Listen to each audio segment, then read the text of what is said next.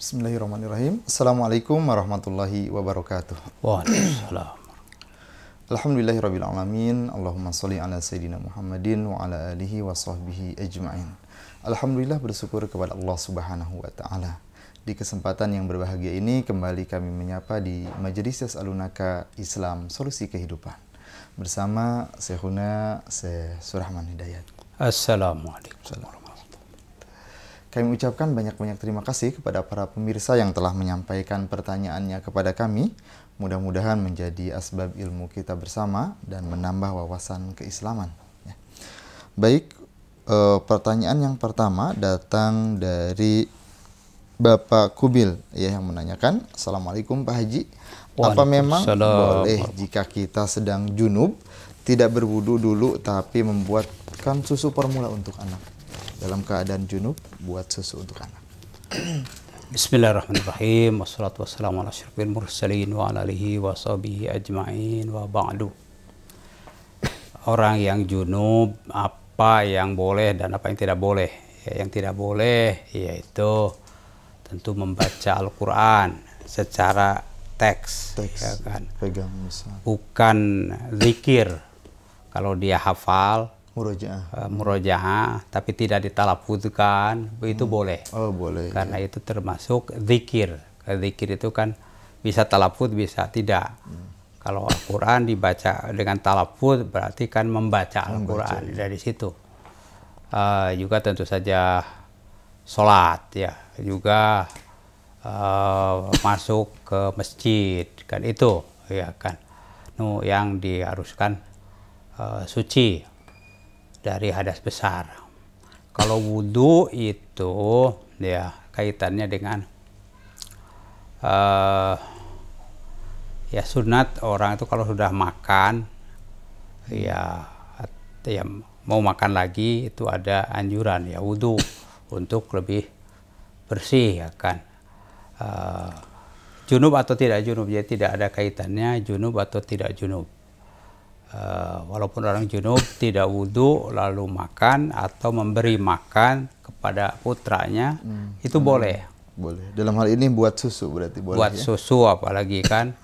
Jadi afdolnya bagus ya wudhu dulu karena bersih ya kan, supaya tidak ada hal yang meragukan dari sisi kesehatan kan. Tapi dari sisi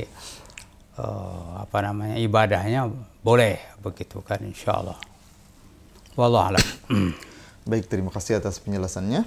Pertanyaan berikutnya datang dari Bapak Sam yang menanyakan, Assalamualaikum Pak Kiai. Saat ini kakak dan adik saya dalam kesulitan. Karena saya seorang karyawan, saya membantu sekedarnya saja. Terkadang hati ini kepikiran terhadap nasib mereka. Apa yang harus saya lakukan? Ya, bismillahirrahmanirrahim. Ini satu perasaan yang mulia ya. Jadi jiwanya ini jiwa yang surplus, kaya ya. Dan ini ada kekayaan yang sesungguhnya adalah kekayaan jiwa. Mudah-mudahan kekayaan jiwa ini bisa akan membawa kepada kekayaan ekonomi, kekayaan sosial. Nah, bagaimana itu?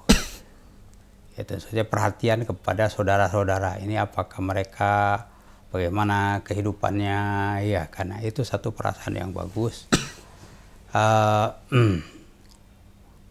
Ada hadis Nabi SAW bahwa ada dua aktivitas yang bagus dan itu akan membantu kita di saat-saat sulit, kurang ya, baik untuk keluarga sendiri ataupun mungkin berbagi dengan keluarga dekat yang lain. Yang pertama adalah al-iddikhar, ya, menyisihkan. Jadi seberapapun kita sisihkan seadanya, ya, itu dengan keperluan yang mencukupkan kita disisihkan begitu kan. Bab hadis yang lain itu ta'amul isnaini, makanan yang cukup untuk dua orang, ini porsi ini cukup dua orang ya kan. Kalau datang yang ketiga berjamaah itu dan kita mempersiapkan diri untuk membantunya ya kan, membaginya, itu akan dicukupkan oleh Allah. Yakfi salasa, begitu kan. Jadi penyisihan ini, jaga-jaga ini barangkali nanti ada tetangga atau tamu ya disisihkan. Padahal itu pas-pasan gitu. Jadi niat menyisihkan itu padahal cukup untuk orang rumah saja sebenarnya. Begitu ya kan. Itu adalah satu memperkaya jiwa yang akan memberikan kemampuan untuk kesurplusan juga ya ekonomi, ya kan makanan. Itu jadi sisihkan saja. Bahkan sedekah tuh infak itu kan dianjurkannya fisarra wadorro. Alina yunfikuna fisarra wadorro. Kalau fisarra lagi longgar, iyalah ya. Tapi wadorro lagi sempit. Ya sedekah juga, infak juga. Itulah ya kan. Jadi itu kondisi yang ada ya menyisihkan begitu untuk ya jaga-jaga ya kan. Termasuk juga sedekah itu kan akan memperlebar rezeki dan memperpanjang umur dan memberikan kesehatan. Jadi itu sedekah. Jadi selain tentu saja berdoa ya kan, berdoa ya untuk mendapatkan ya kemurahan dari Allah Subhanahu wa taala. Ada sholat ya minta rezeki ya. Sholat duha kan begitu, rajin-rajin sholat duha. Jadi upaya-upaya seperti itu ya kan. Kalau ada peluang tentu ya yang bersifat ekonomi ya lebih giat lagi misalnya kan usahanya insya Allah. Demikian. Jadi kekayaan jiwa ini, jiwa yang kaya ini diteruskan dengan tadi penyisihan ya berapapun sisihkan begitu kan. Itu iddikhar namanya, menyimpan. Lalu ya berapapun sedekah, dalam kondisi apapun sedekah. Oh kita juga pas-pasan nggak apa-apa, coba sedekahkan, insya Allah cukup, bahkan insya Allah lebih begitu. Wallahu a'lam. Baik, terima kasih atas pencerahannya. Pertanyaan berikutnya datang dari Bapak Arif yang menanyakan, ya, saya mau nanya, dulu pernah dapat harta riba, lalu saya campur harta itu dengan harta yang halal untuk saya buka tabungan, lalu selanjutnya harta itu bertambah yang halal. Ya. Bagaimana cara membersihkan harta yang haram yang telah tercampur? Baik, bismillahirrahmanirrahim, berarti masih belum 100% ya, ada campurannya. Cuma tidak bisa dipastikan berapa, ya kan? Nah, yang harus dipastikan bahwa harus kita pertama melakukan cut off, stop begitu kan. Jadi tidak lagi ditambah. Ditambah, udah stop ya. Yang kedua adalah tafriqoh. Tafriqoh itu dipisah. Dipisah, kalau diketahui jumlahnya udah itu kan. Tapi kalau tidak diketahui jumlahnya ya di zon itu dugaan kuat. Berapa dihitung ya kan. Ini berapa lama, berapa nilainya, pisahkan, begitu. Itu tafriqoh. Jadi dua hal bisa dilakukan, ya stop, lalu tafriqoh, dipisah, ya kan. Ke depan tentu saja insya Allah menjadi bersih, insya Allah. Demikian, ya kan. Bahwa hakikatnya kan, karena Allah yang Maha tahu berapa itu. Tapi kita sudah ada mujahadah ingin melepaskan dari riba, ya lalu berupaya untuk memisahkannya kan, itu sudah tindakan yang benar. Demikian. Wallahu a'lam. Baik, terima kasih atas penjelasannya. Pertanyaan berikutnya datang dari Bapak Haji Saiful Akib yang menanyakan, bagaimana hukumnya sholat sunnah fajar ataupun qobliyah subuh? Sementara dalam hadis ada fajar itu ada dua, fajar imsak dan fajar waktu subuh. Ya, fajroni, betul. Di masa Rasulullah SAW, oleh karenanya adzan subuh itu adzan fajar ya istilahnya, dua kali. Ada adzan awal, ada adzan tsani. Muadzin awal adalah Abdullah ibnu Umi Maktum ya kan. Iya. Ya, muadzin yang kedua Bilal. Nah, Abdullah bin Umi Maktum itu adzannya agak awal, kira-kira bukan waktu subuh. Belum Mas. Sekitar 50 ayat lah, qadr khamsina ayat begitu. Maka kalau azan Abdullah, maka kulu washrobu, silahkan masih bisa minum, ya kan, bagi yang mau saum. Tapi kalau sudah azan Bilal, ya maka stop dan tunaikanlah sholat fajar, balik qobliyah maupun sholat fajarnya sendiri. Jadi sunat fajar itu ya sesudah masuk waktu subuh, berarti pada azan kedua, gitu, pada azan kedua. Pada saat Bilal, kalau Nah, ukurannya. pada ya saat azan sahabat Bilal. Nah, itu sekarang sudah ada apa namanya, tulu, ada imsak, ada syuruk, ada fajar. Nah, fajar itu sudah masuk waktu subuhnya, istilahnya kan fajar. Qobliyah tentu rakaat al-fajr, 2 rakaat fajar itu masuknya pada waktu subuh. Sebab kalau belum masuk, dia menunaikan qobliyah 2 rakaat ya belum dihitung, ya kan. Mungkin dihitungnya masih tahajud, ya qiyamul lail, ya kan, yang ditambahkan itu. Karena sekarang kan taraweh, ya kan, ada yang taraweh sekaligus witir.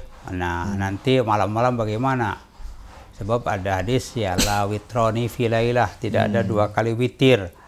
Nah, para sahabat itu ya apa namanya, tanya ke Rasulullah, di antaranya Ali, di antaranya Ibnu Abbas, ya ada yang ya udah kalau sudah witir pada waktu taraweh ya tidak usah witir lagi. Tapi bukan berarti tidak usah qiyamul lail, dua atau ya begitu, tapi tidak witir lagi. Tidak ada witir. Gitu. Tapi ada metode lain, Ali kalau nggak salah, iya digenapkan dulu. Jadi kalau sudah witir taraweh, ya digenapkan dulu 1 atau 3. Nah, sekarang kau udah genap tuh, nanti ujungnya witir begitu. Witir lagi bisa. Witir lagi. Demikian insya Allah. Baik. Terima kasih atas pencerahannya. Pertanyaan berikutnya datang dari Mas Putra yang menanyakan, bagaimana hukumnya jika saat berhubungan dengan istri ataupun suami masih ingat mantan? Ya, niat tentu saja membahagiakan istri bagi suami, membahagiakan suami bagi istri itu kan ibadah. Ibadah. Dan ketaatan yang tinggi nilainya adalah taat ya kepada suami. Suami tentu saja menyayangi istri, itu kan ibadahnya di situ. Ya, tentu dalam hubungan yang khusus itu ibadah yang sangat bernilai. Ibadah yang bernilai itu kan ada apa namanya, khusyuk atau tafarruq, konsentrasi, iya kan? Ya kita sholat, berdoa atau apa kan ada konsentrasi, tidak bercabang kemana-mana. Ya, teori para ahli apa namanya, seksiologi juga begitu, ya kan. Jadi hubungan yang baik itu ya apa namanya, fokus sih, secara fokus, tidak itu. Jadi kalau masih ingat ya tentu bagaimana lah dialihkan, ya kan. Maka sejak awal ya fokus, ya ditatap dengan fokus, lalu persiapan, ya kan. Ya misalnya belum mandi dulu kan, supaya fokus itu penting, ya kan. Sehingga tidak bercabang, ya kan. Sehingga tidak bercabang, yang kalau diperturutkan mungkin akan mengurangi nilai daripada apa namanya, memuaskan ya suami istri itu. Demikian. Allah. Baik, terima kasih atas pencerahannya. Pertanyaan berikutnya datang dari Bapak Dani yang menanyakan, bunga bank sebagian ulama ada yang menyebutkan halal, haram ataupun subhat. Pandangan Ustaz terkait seperti itu seperti apa? Ya, bismillahirrahmanirrahim. Ini dulu pernah sebelum adanya bank BMI, ya kan ada apa namanya, lokakarya para ulama, bagaimana status bunga bank.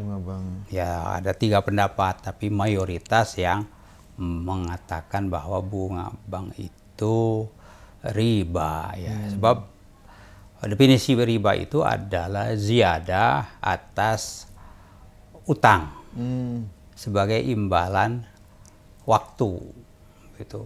Makin tambah waktu, makin tambah. Kan begitu. Berapapun sukunya atau persentasenya, oh ini faidah atau bunganya hanya 1%, ini 2%. Ya. Nah, dalam pandangan fikih ya sama saja. Yang penting ini sebagai imbalan, sebagai sebab atau akibat dari dain, mudayana, utang piutang, lalu imbalan atas utang itu kan tidak ada yang tunai, pasti ada tenggat waktu kan. Utang berapa lama? Seminggu, ya kan, sebulan kan begitu. Sebagai imbalan penangguhan itu ada tambahan, ya kan. Disebutkan kullu qardin jarra naf'an. Nah, itu fahuwa riban. Itu kaidah fikih ulama. Artinya menyebutkan setiap pinjaman yang menarik manfaat di sini kan itu adalah riba begitu ya. Itu pendapat yang lebih kuat ya. Jadi lembaga-lembaga fikih internasional ya, termasuk ya MUI, Dewan Syariah Nasional, itu memilih pendapat ini. Oleh karenanya ada alternatif, yaitu ditawarkan ini bunga tanpa bank bebas bunga. Makanya hadirlah BMI, ya kan. Lalu sekarang bank syariah yang lain, bahkan 3 bank nasional juga gabung, ya kan, menjadi BSI, Bank Syariah Indonesia. Ya, jadi alternatifnya sudah tersedia, sehingga pendapat yang berpendapat bahwa bunga bank itu berapapun itu adalah riba, itulah yang saya pilih dan saya yakini. Wallahu a'lam. Baik, terima kasih atas penjelasannya.